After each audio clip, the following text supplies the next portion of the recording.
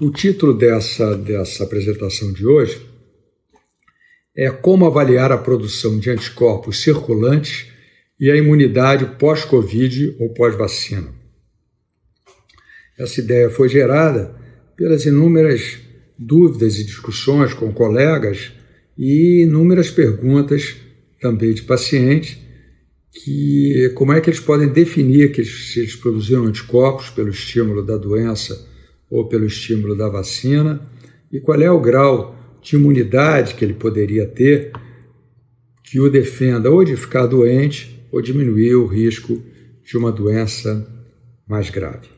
Antes de entrar nessa discussão especificamente, vou fazer uma revisão muito rápida sobre a constituição antigênica do SARS-CoV-2, que é o vírus da Covid-19. Ele apresenta duas zonas principais sob o ponto de vista antigênico. São as proteína S, que é a proteína da espícula ou spike, em que o vírus utiliza exatamente para se ligar a diversas células do organismo, principalmente as células que têm uma grande quantidade chamada ACE2, que é um receptor onde ela se liga, que é uma enzima o receptor de enzima conversora de angiotensina. Existe uma outra proteína, que é a proteína N, que é a nucleocapsídeo, que ela existe na superfície do vírus. Então, quando esse vírus SARS-CoV-2 penetra no organismo, evidentemente, ele estimula uma produção de anticorpos contra as duas proteínas, N e S, e quando você pede uma dosagem de imunoglobulinas, que deve ser feita geralmente 4 semanas após a infecção, porque previamente essa produção pode não estar no seu máximo, você vai identificar a presença de imunoglobulinas. Esses testes, não importa se está dosando IgM, IgG, ou alguns laboratórios hoje em dia estão dando só a titulação de imunoglobulinas em geral. Entretanto, com relação à vacina, é um pouco diferente. As vacinas, existem dois grandes grupos de vacina. A primeira delas são vacinas que utilizam uma substância vetor, ou um carreador do antígeno, e nesse carreador é ligado, então, uma proteína. No caso, por exemplo, das vacinas AstraZeneca, Oxford, no caso, por exemplo, da Pfizer ou da Moderna, o antígeno do vírus que é ligado a esse carreador é o antígeno S, é a proteína S. Né? No caso, entretanto, diferentemente das vacinas que nós temos no Brasil, por exemplo, a Coronavac, existe também a Covaxin, é diferente, ele não tem um carreador. Na realidade, ele tem o próprio vírus SARS-CoV-2, que é trabalhado para não ter a capacidade de reprodução, e ele é injetado, então, como inativo no organismo, e ele estimula, portanto, a produção dos dois anticorpos, contra a proteína N e contra a proteína S. Qual é a importância disso quando você vai pedir um teste para dosar proteínas séricas pós-vacina? Os testes, eles utilizam basicamente dois antígenos para reagir com o anticorpo, o antígeno N e o antígeno S. A enorme maioria dos testes utiliza o antígeno S para reagir com os anticorpos circulantes do organismo. E nesse caso, como existe antígeno S nas vacinas Oxford, como existe antígeno S na vacina Coronavac, ele vai identificar anticorpos. Entretanto, se não me engano, existe ainda um teste, que é do laboratório Roche, que utiliza como antígeno, para identificar os anticorpos, o antígeno N. Então, se você fizer a testagem de imunoglobulinas produzidas naqueles que foram vacinados com a vacina Oxford, que não levaram antígeno N, ele poderá ser negativo, mas é um falso negativo. Aparentemente, a Roche também está mudando para o antígeno S, portanto, isso não será mais importante, mas vale a pena quando você tiver, surpreendentemente, pós-vacinação com a vacina Oxford uma falta de imunoglobulinas, você deve verificar se o teste utilizado não foi o teste para a proteína N exclusivamente. Mas o que é mais importante, ficar muito claro nessa apresentação, é que se você quer realmente verificar se você tem uma imunidade adquirida, ou seja, que você tem anticorpos capazes de combater a agressão viral, o exame que você tem que pedir não é a dosagem de imunoglobulinas, nem de IgG, nem de IgM, mas sim a dosagem de anticorpos neutralizantes. Então, o pedido que tem que ser feito é dosagem de anticorpos neutralizantes contra SARS-CoV-2. Por que isso?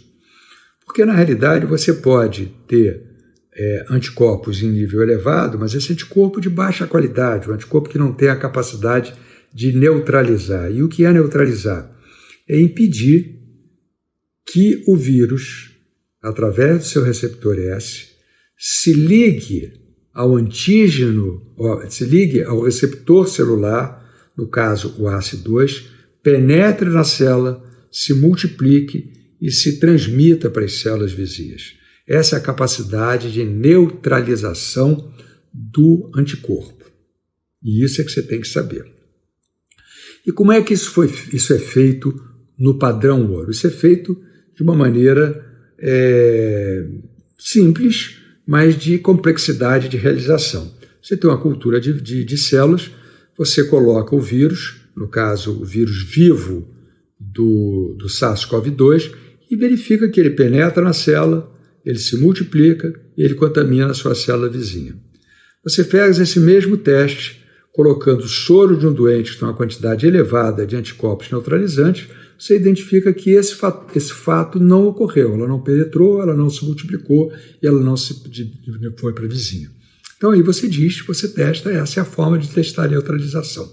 Portanto, isso é complexo, porque você trabalha com um vírus vivo e você, portanto, tem um risco elevado de contaminação, você tem que trabalhar em laboratórios de alta tecnologia, chamados laboratórios de nível 3.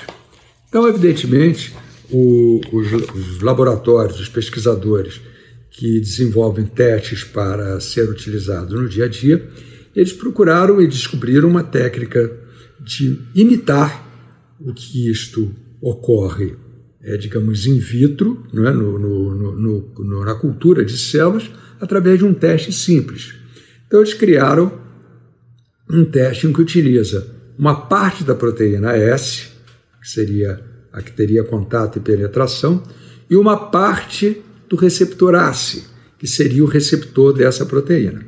Então, eles, ao se encontrarem, eles identificam que não existe nenhum anticorpo e o teste se mostra negativo para neutralização. E se tiver injetado ali um anticorpo capaz de neutralizar, ele então é um teste positivo para neutralização.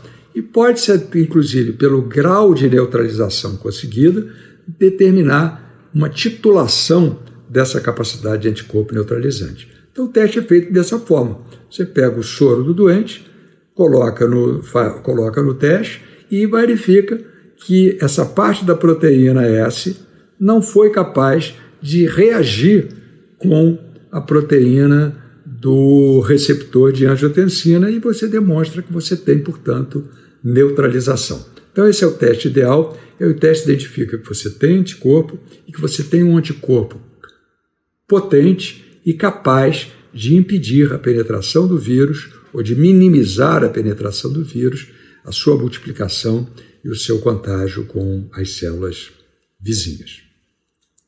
Então, é importante nós sabermos que esses testes devem ser feitos, mas é importante nós sabermos também, pós-vacina, quando esses testes devem ser feitos. Esses testes, no caso da vacina da Oxford, ela deve ser feita ao término de 4 semanas, pois hoje em dia nós estamos usando uma dose e se observa que existe uma capacidade importante, ao nível de 4 semanas, de prevenção de doença, o que significa que tem uma grande quantidade de anticorpos neutralizantes. Já na vacina,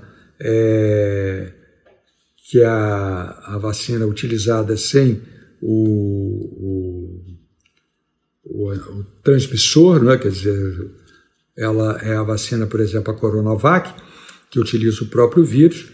Você tem utilizado uma dose, 4 semanas depois ela já tem uma produção significativa, mas há necessidade de uma segunda dose em 4 semanas para produzir um efeito booster e multiplicar essa quantidade de anticorpos neutralizantes. Então, esse teste deve ser feito ao término da 4ª semana da segunda dose.